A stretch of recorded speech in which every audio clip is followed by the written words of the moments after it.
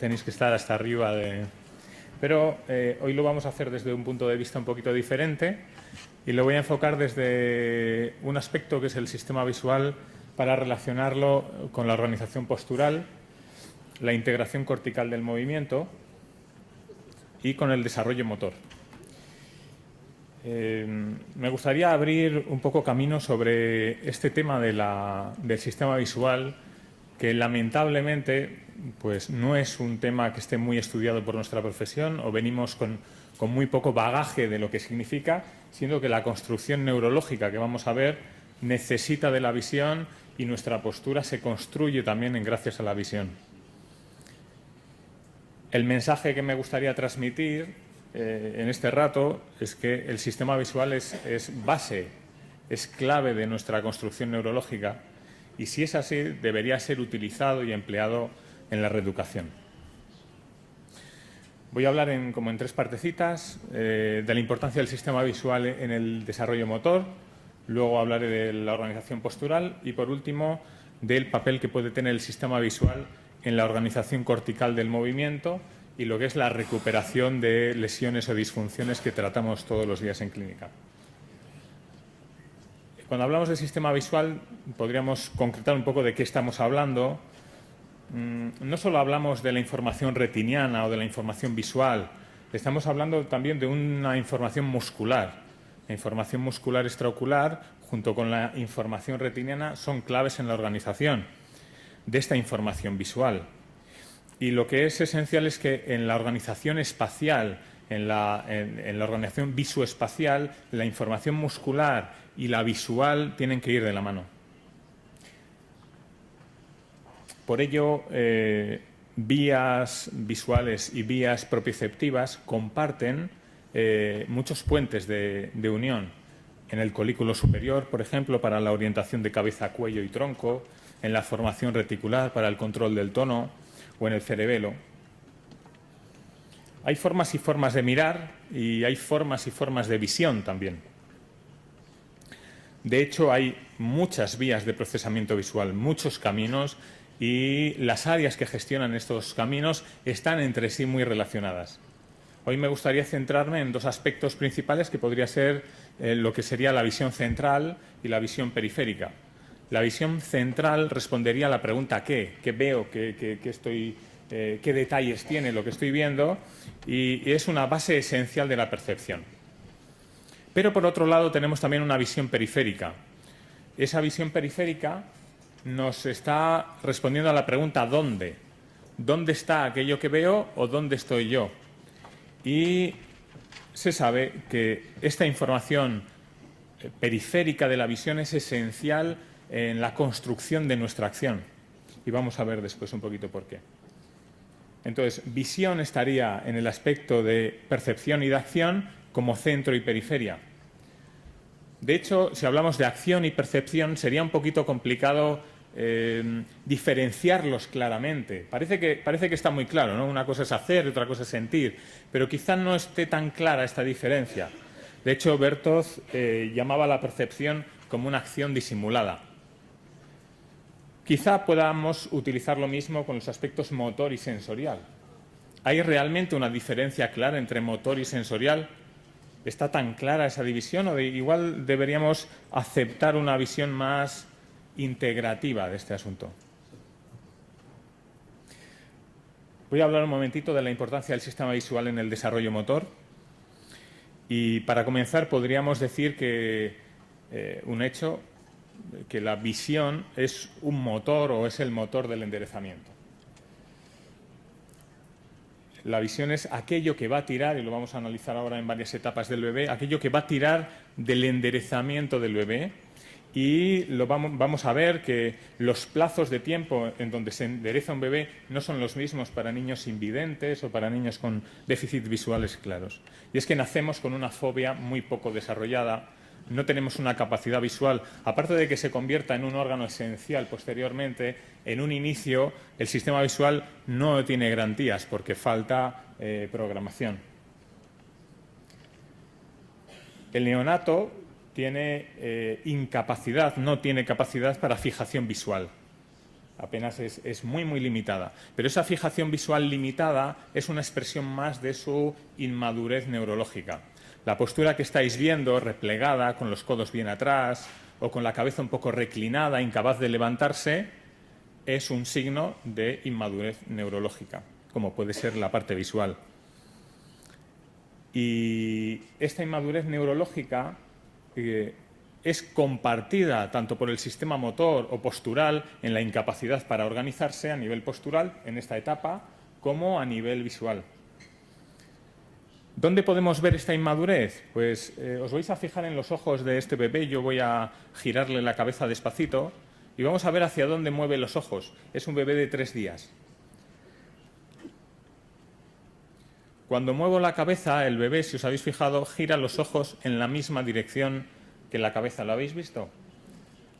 Ese es un reflejo de ojos de muñeca, llamado también ojos de muñeca. Es un signo de inmadurez del sistema visual. 4 semanas más tarde, los reflejos vestíbulo-oculares toman el relevo y los ojos ya se mueven en dirección contraria al movimiento de la cabeza. La madurez del sistema visual está vinculada a la madurez también progresiva del sistema motor. Con 8 semanas de desarrollo, la visión está mejorando y eso está tirando del enderezamiento. Pero los movimientos diferenciados de ojos y cabeza o de cabeza y tronco no están todavía organizados. De hecho, al inicio de la vida no existe diferenciación, no existe movimiento de ojos sin mover la cabeza y no existe movimiento de cabeza sin mover el tronco. En un bebé, girando la cabeza, veremos el tronco siempre que gira de forma fisiológica a un lado y a otro. La orientación visual requiere esto, requiere una organización motora en la coordinación de los ojos, de la cabeza y del tronco. Y esto es esencial para el desarrollo. Con 3 meses es la primera vez que podemos organizar una postura bien sostenida de enderezamiento y coincide casualmente que es el momento en el que el sistema visual empieza a funcionar de una forma más explícita y también el sistema oculomotor es capaz de mover los ojos en las órbitas para la función de ver. A partir de entonces ya está todo rodado, ya vamos a tener a un niño con capacidad para lanzarse hacia adelante, para buscar y un sistema visual mucho más eficaz. Así como el sistema visual forma parte de la construcción del sistema motor, el sistema motor es esencial para la construcción del sistema visual y se ve y se puede apreciar. Bueno, tengo la suerte también de trabajar con optometristas muy estrechamente. Cuando ellos hacen diagnóstico y rehabilitación de niños con problemas de oculomotricidad, normalmente vemos también disfunciones cervicales. Una vez que ayudamos con la parte cervical, muchas veces los ojos empiezan a poder fijar de una forma mejor. No tengo documentos aquí. En la organización postural, la importancia del sistema visual quizás sería más sencilla, pero partimos más sencilla, más conocida un poco por vosotros, de tal forma que el desarrollo postural para algunos autores forma una unidad con la construcción del sistema visual. Bell, en el año 1800, ya se preguntaba esto, ¿no? Decía, ¿cómo un hombre mantiene una postura de pie o inclinado contra el viento que sopla sobre él? Es evidente que posee una aptitud para reajustar o corregir toda desviación con respecto a la vertical. Y Bell ya se preguntaba, ¿qué sentido es este, ¿no? ¿Qué sentido es este? Yo creo que no vino a Zaragoza, porque entonces el viento que hace en mi ciudad, yo creo que hubiera tenido otro planteamiento un poco diferente. Postura y equilibrio. Eso es quizá, perdonad.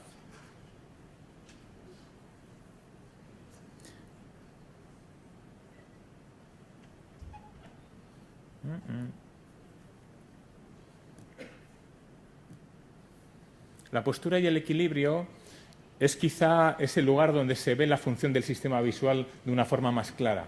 Postura y equilibrio no solo se relaciona con la posición recíproca de unas piezas respecto de otras, que en la RPG es un aspecto que controlamos bastante, sino también en la relación del cuerpo con el exterior.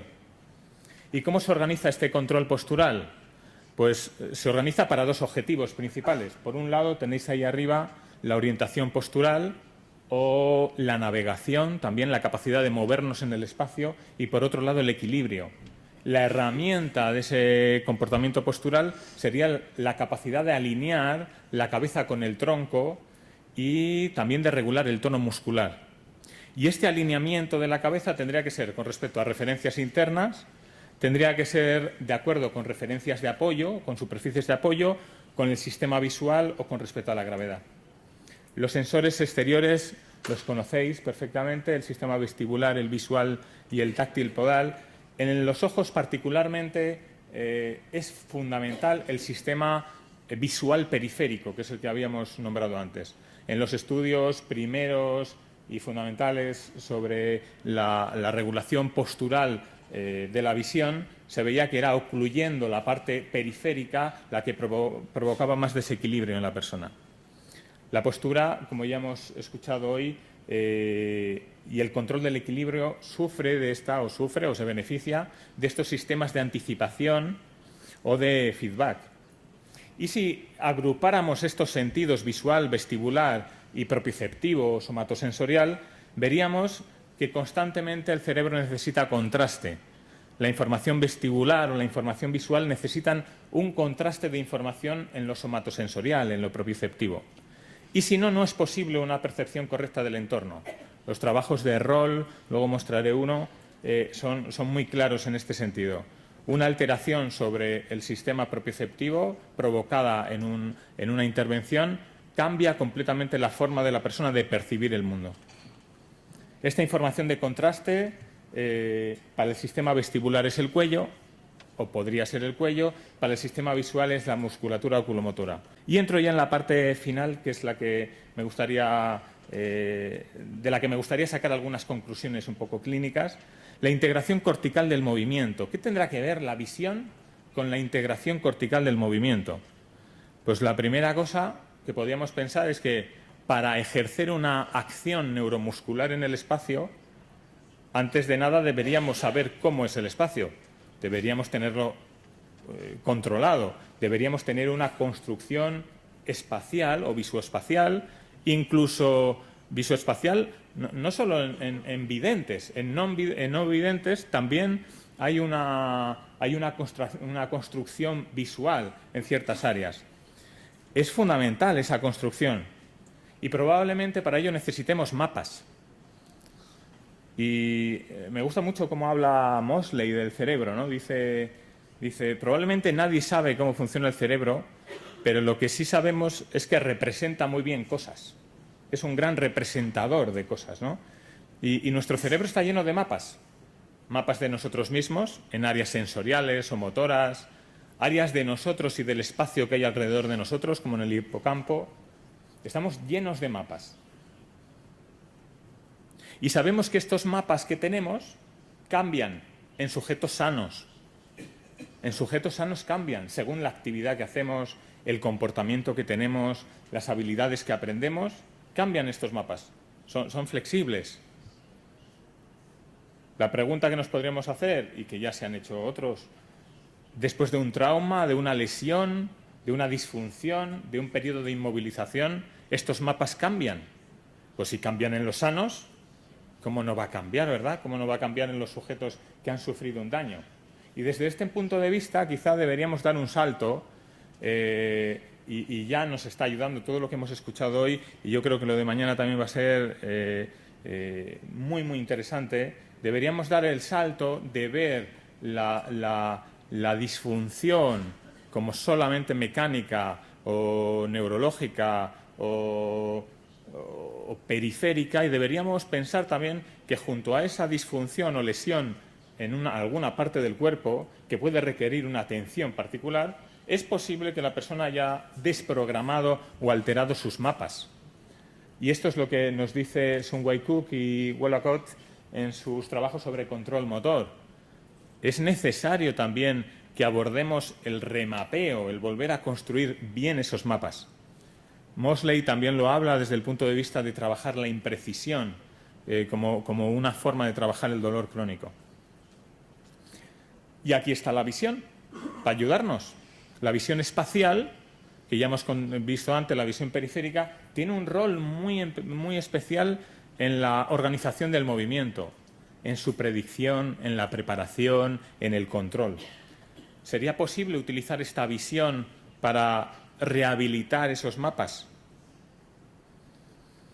Es súper interesante cuando comprendemos que el control motor compara sensaciones y predicciones constantemente, predicciones y sensaciones.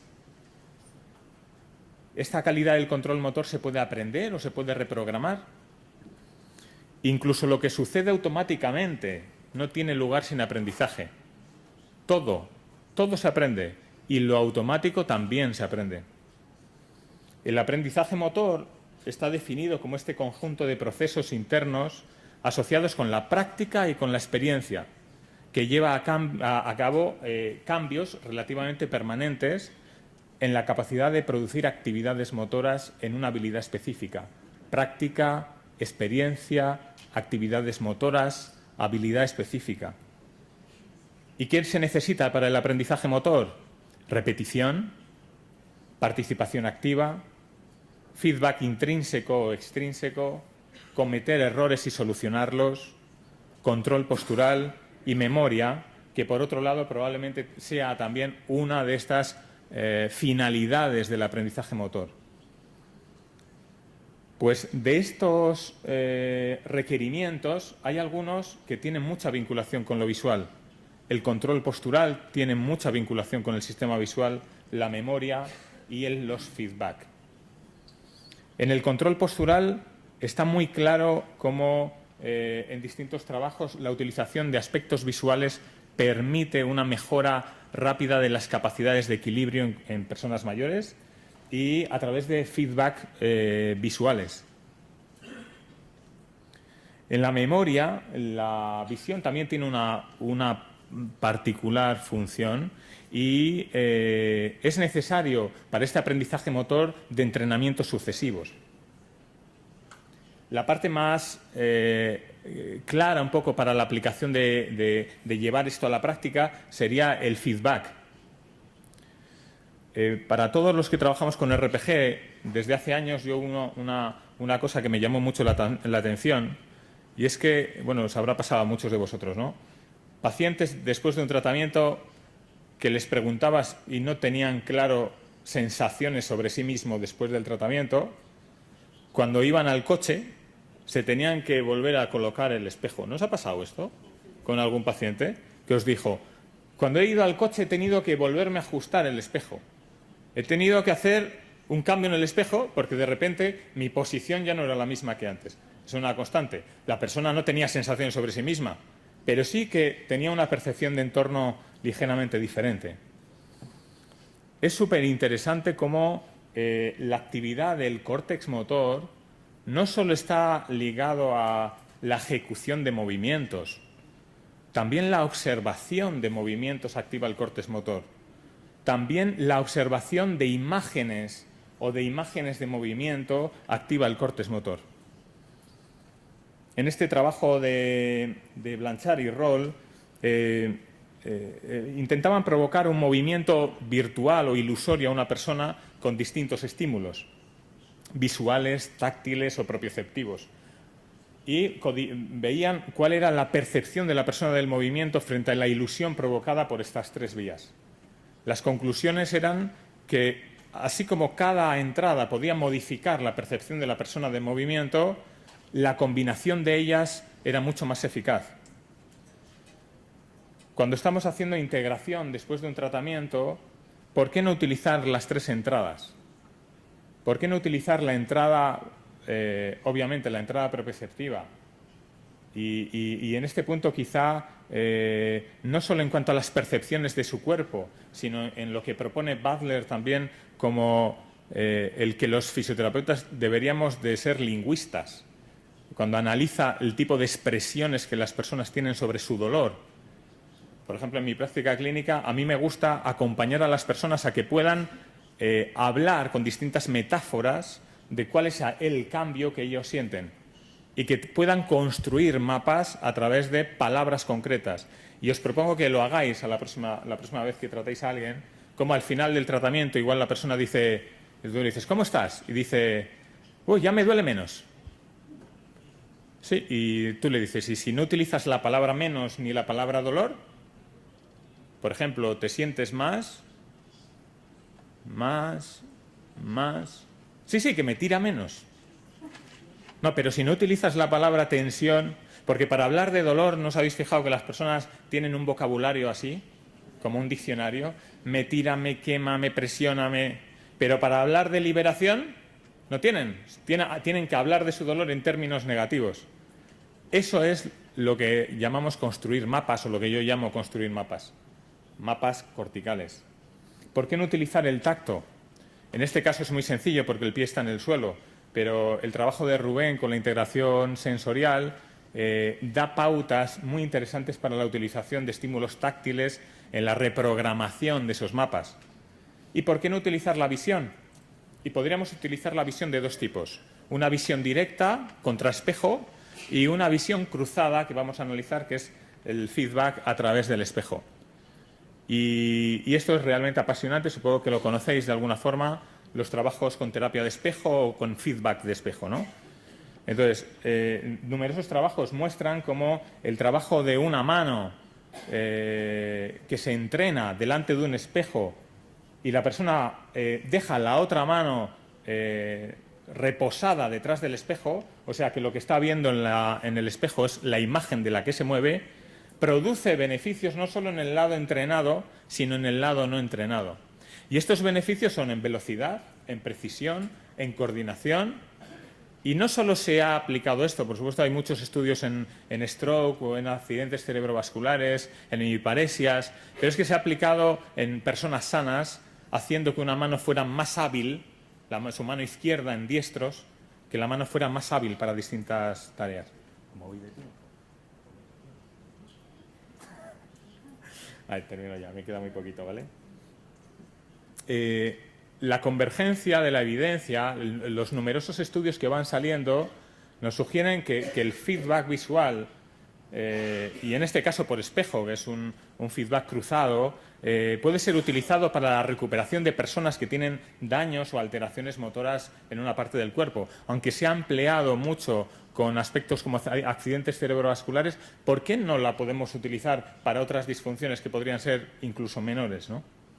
Hay tres hipótesis sobre esto. ¿Por qué funciona? ¿Por qué esa mano que se queda detrás del espejo recupera función, calidad, coordinación? ¿Por qué funciona? Tres aspectos, tres hipótesis. La hipótesis de la atención, en cuanto a que el aprendizaje motor requiere de atención y es uno de los es una de la gasolina o del fuego del aprendizaje motor. Por otro lado, que el córtex motor se facilita en los dos lados, tanto en el que está viéndose como en el que está detrás, y esto nos hablaría de un nuevo tipo de neuronas en espejo, porque es como si una parte del cerebro, en su control motor de una parte del cuerpo, quisiera copiar en la otra parte del cerebro ese funcionamiento. Sería otro tipo de neuronas en espejo, ¿no? Podría ser. Fenomenal. Y por último, la hipótesis del papel mediador, que estas áreas que se desarrollan podría estar en la conexión de los aspectos motores y sensoriales. Esa disrupción de lo sensorial y motor puede ser una de las causas incluso de las recidivas, ¿no?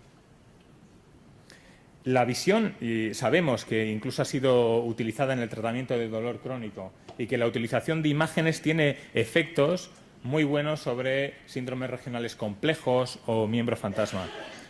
En este protocolo están, en los trabajos de Mosley, también se utiliza la terapia de espejo como una intervención, quizá un poco potente, o sea que habría otras intervenciones menores para trabajar el dolor crónico, pero muestra una eficacia en su intervención.